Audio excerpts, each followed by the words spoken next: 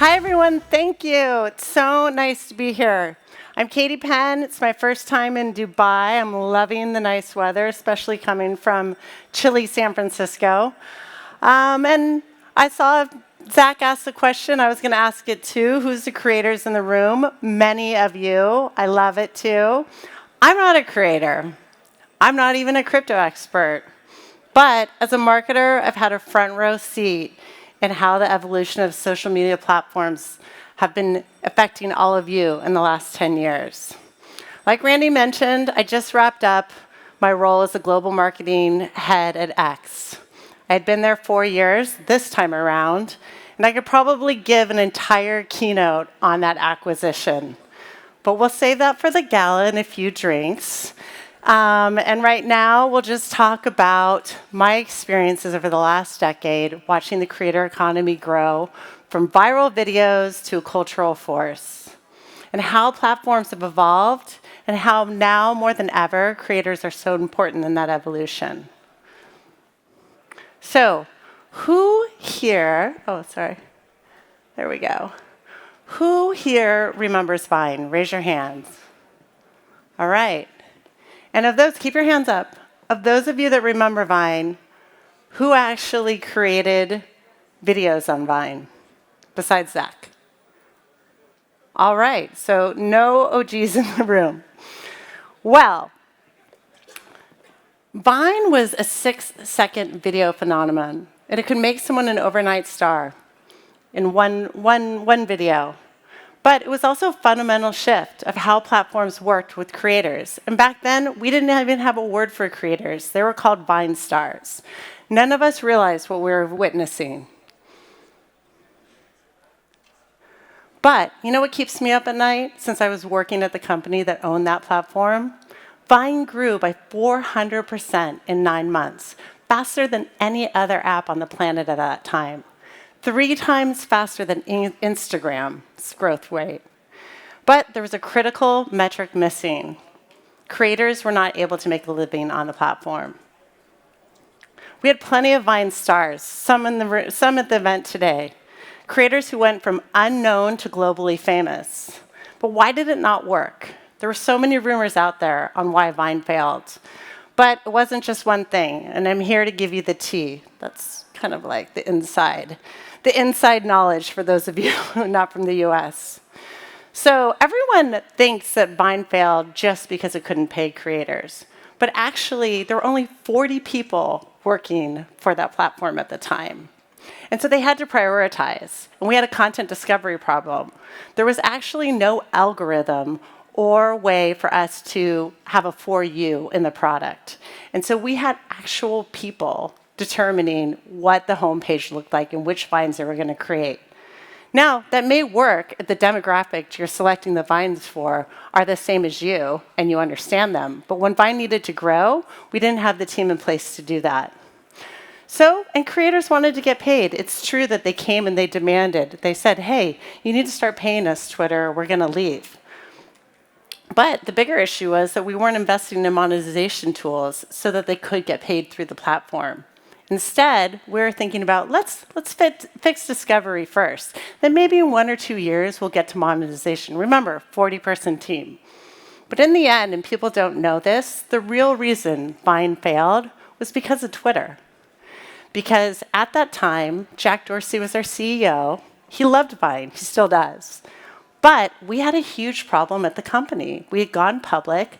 Our stock price had fallen down to the ground. I think it was at $7 or something like that. And we had to reshape who we were and what we were going after. And what we decided was that we were going to become the live news platform. Well, guess what wasn't live and wasn't news? Vine. So we left it. Just right then, we had a new strategy and Vine was going to die. So there's a saying out there that Vine crawled so TikTok could fly. So why does this matter to you? Why does some old platform failure that none of you posted on actually mean for the creators in the room? The lesson here is, as you invest your time and resources in social platforms, be sure that that company's strategy prioritizes your creator needs.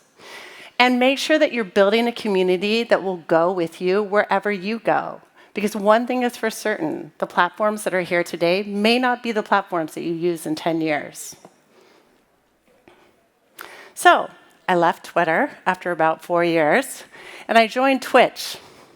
Who here knows of Twitch? Okay, great. Well, I didn't until I joined. But here was a platform that got it right from the beginning in terms of community.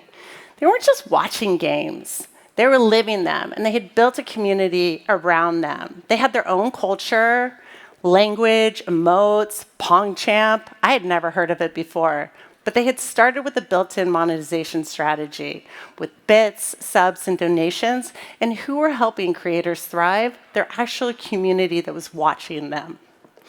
I was so inspired by the gamers that we talked to. They were able to quit their day jobs and become full-time streamers because of the community that was supporting them. It was really incredible. But, like the platform I came from before, Twitch had just been acquired by Amazon, and we had a new remit. They were told us we had to grow. We had to grow beyond gamers. Well, it was hard. It was hard to convince any other audiences to come to Twitch. We had a niche, and they just wouldn't shake it. But then something happened. 2020 happened. Everything stopped. Everyone was at home. The pandemic hit.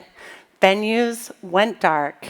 And features that we had at Twitch, like live streaming, fans, community, and a way to make money online, was exactly what musicians needed in that moment.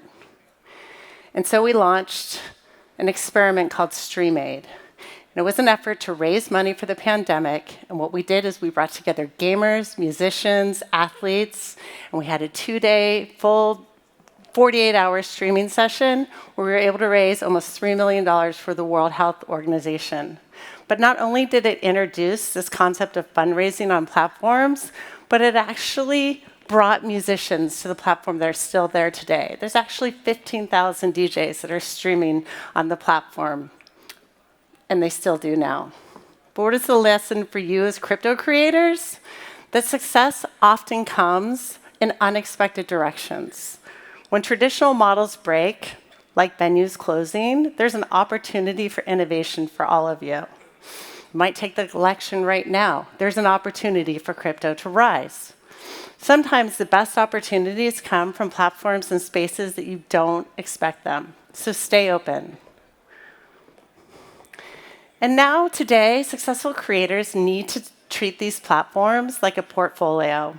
It's not about different content. It's about smart adaptation on the platforms that you're choosing, adapting each content for the platform's strengths, but also the audiences that you're seeking. They're unique and different depending on the audiences you want to reach. So let's play a little game. Raise your hand if you've posted on one of these platforms in the last 24 hours. X.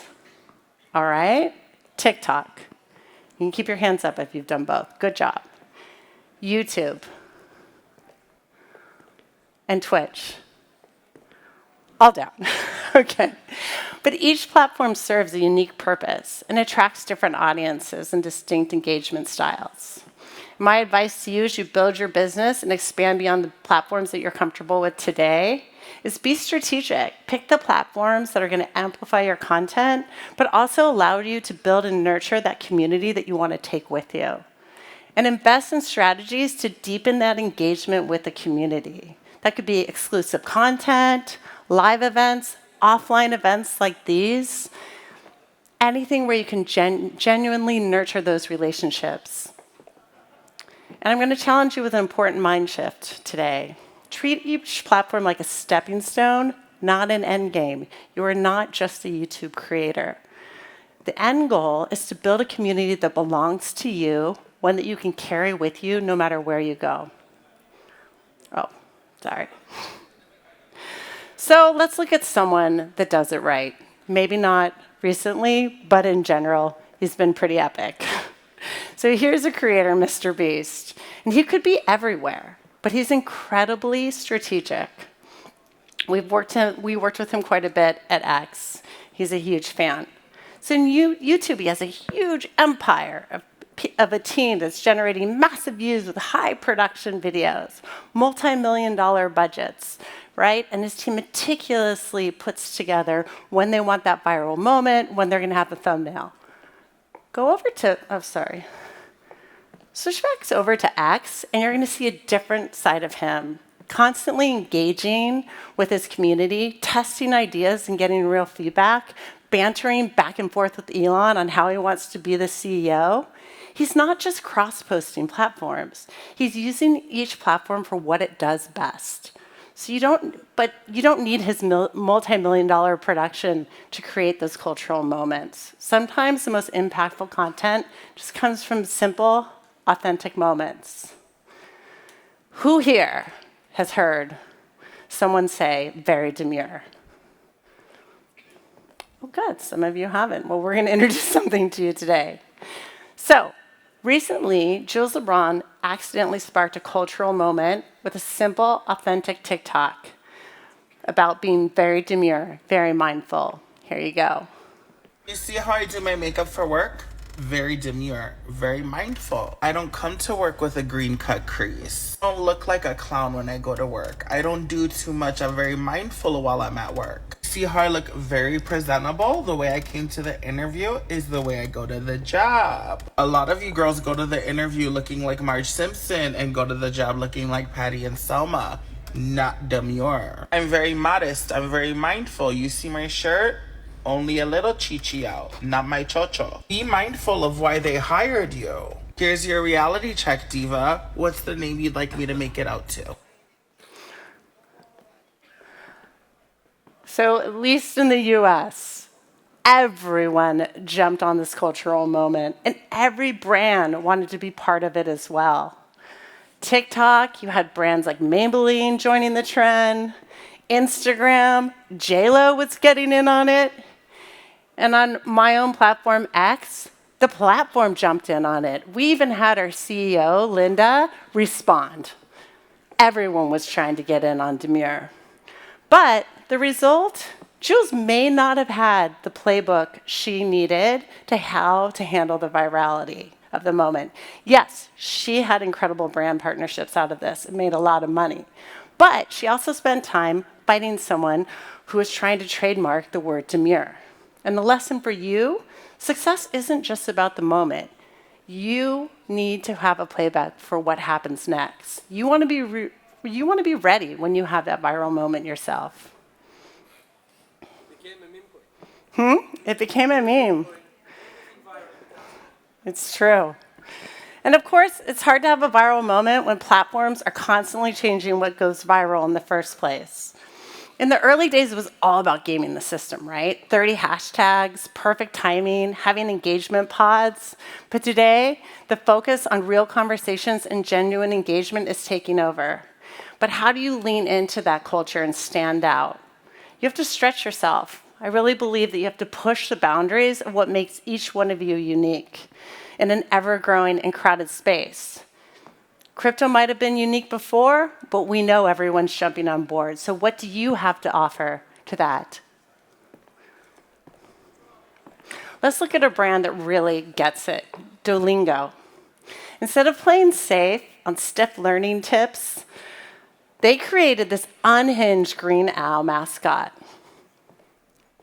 That green mascot obsesses over Dua Lipa, starts beef with other brands, and makes self-aware jokes about threatening users. And guess what? The language learning signups have skyrocketed because they're actually part of internet culture now. Fun fact, last week at my 7-year-old's Halloween parade, I saw the owl as a costume. They've reached Gen Alpha. And what's the lesson? That standing out requires some calculated risks. Remember, this is just a learning platform app. And that in a crowded space, safe content kind of gets lost, right? So sometimes your quirks are going to be your greatest assets. So Duolingo showed us that authentic engagement does win. But platforms themselves are dramatically shifting how they define and reward engagement.